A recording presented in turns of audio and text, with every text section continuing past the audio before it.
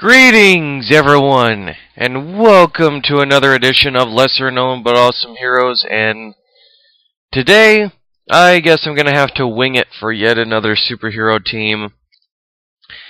That's right, those of you who remember these guys during the 90s, or rather the cartoon based on these guys, know who they are.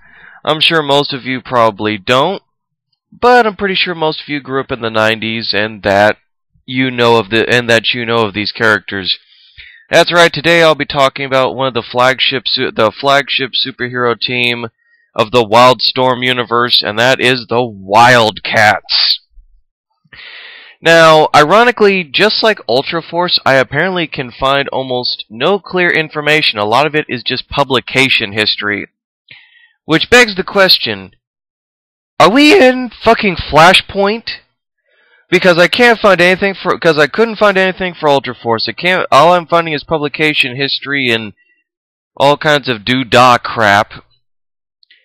So I guess I'm gonna have to wing it. At least with the Thunderbolts I had information, but with this one I guess I'm just gonna have to wing it and I guess bullshit my way through. So let's hope that you guys enjoy my bullshit so much that you actually don't completely and utterly start screaming at me in the comment box. Okay, anyway, let's at least get all the normal stuff that I get out of the way, shall we? Their first appearance was in WildC.A.T.S. issue 1 in August of 1992. And they are created by legendary comic book artists Jim Lee and Brandon Cho. They based their headquarters out of the Central Halo Corporation company in LA. The original members of the team consisted of Spartan, Grifter, Warblade, Zullet, Voodoo, Maul, and let's see, let me actually scroll down here. Oh, crap. Whoa, hey, go back up there. There we go. Here we go. I'll get through the teams here, actually. Okay.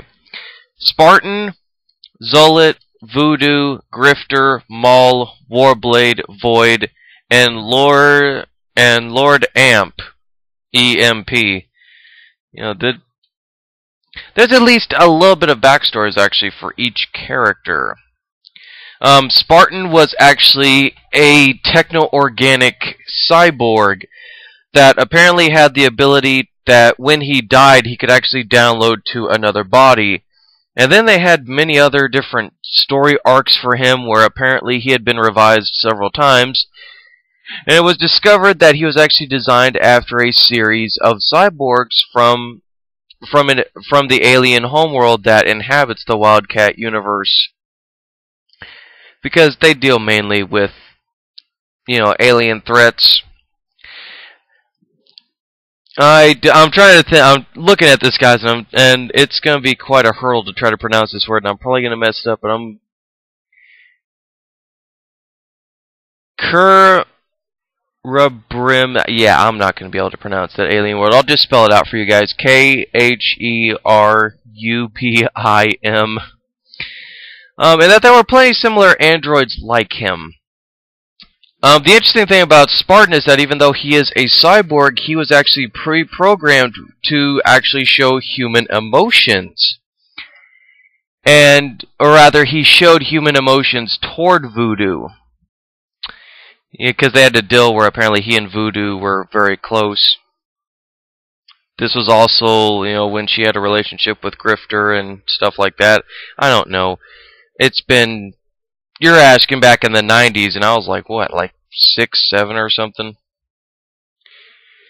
Some of these characters, like the Wildcats, I can never remember, guys, so I'm always glad, even if Wikipedia is not the most reliable source, that I can go back and look at this, because in my infinite knowledge, guys, you'll hear me admit it, and I'll admit it in plenty of other videos prior to or after this, I don't know everything about comics.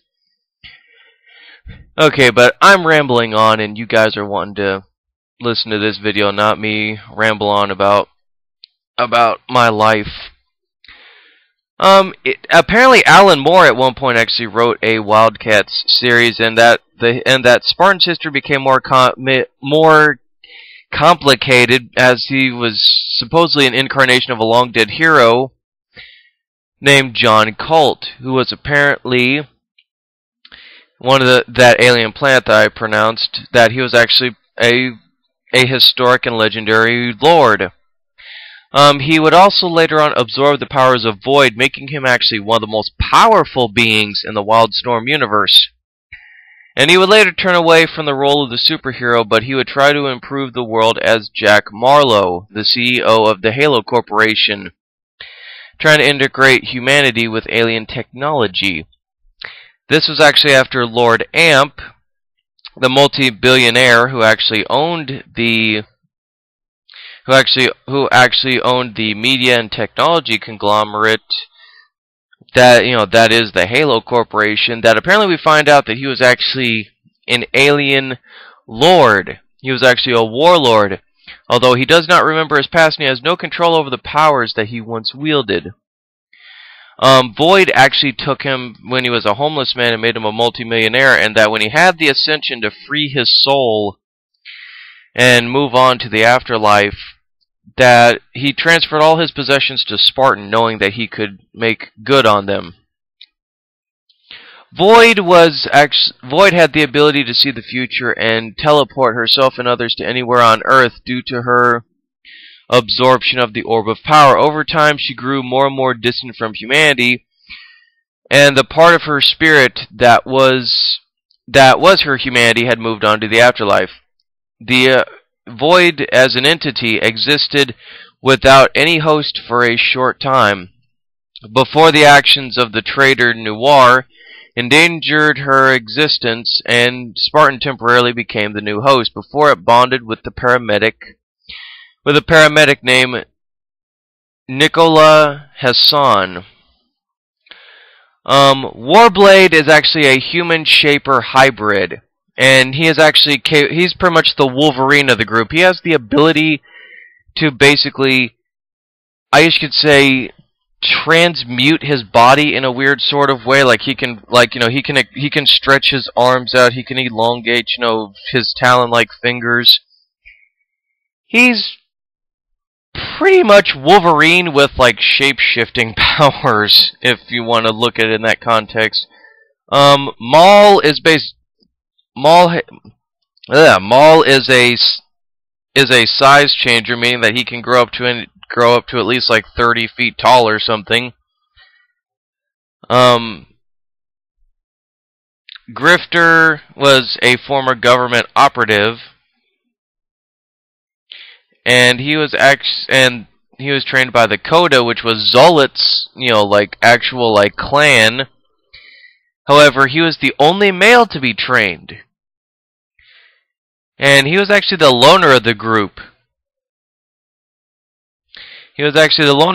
But he was devoted to Zolot.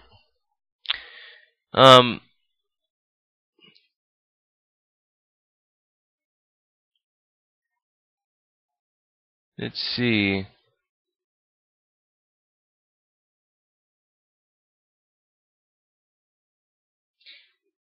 And then there's Voodoo, who's a telepath who can apparently... Daemonite, there we go. She apparently had Daemonite ancestry, and she could actually see Daemonites who had possessed humans, and she could actually separate them from the day to night hosts. And Zolot was part of the Coda, which was a ninja clan of sorts, like an alien ninja clan of warriors. And she turned her back on the clan because they had actually decided that they were going to become nothing more than lowly mercenaries, in her opinion. Yeah, I'm not doing a very good job here, but I'm at least trying, guys. Give me at least a little bit of credit for effort. But that was the original team. The Savants team, which was a second team, introduced Mr. Majestic, Savant, Condition Red, and TAO, and Ladytron. And then there was a time-traveling team that was Mythos, Olympia, and Sister Eve, and then there was a 3.0 cast. There was Grifter 2, there was Agent Wax, Cece, Renduzo, I don't know how to pronounce that, Agent Orange, and the Beef Boys. Okay. Yeah. I could literally go through the list of these characters, but you guys can look this up and laugh for yourselves. And at the World's End crossover, the original Wildcats, Spartan, Zolet, Voodoo, Grifter, Maul, and Warbler were brought back together to help save what was left of the human race. Their membership included Lady Trun as well as new members Nemesis and Backlash. Yeah, she was. I look at all this, guys, and I'm like, man. Like, really, all it is just publication history, who joined this, who joined that. There's no real background information. And I looked around, and it's the same thing.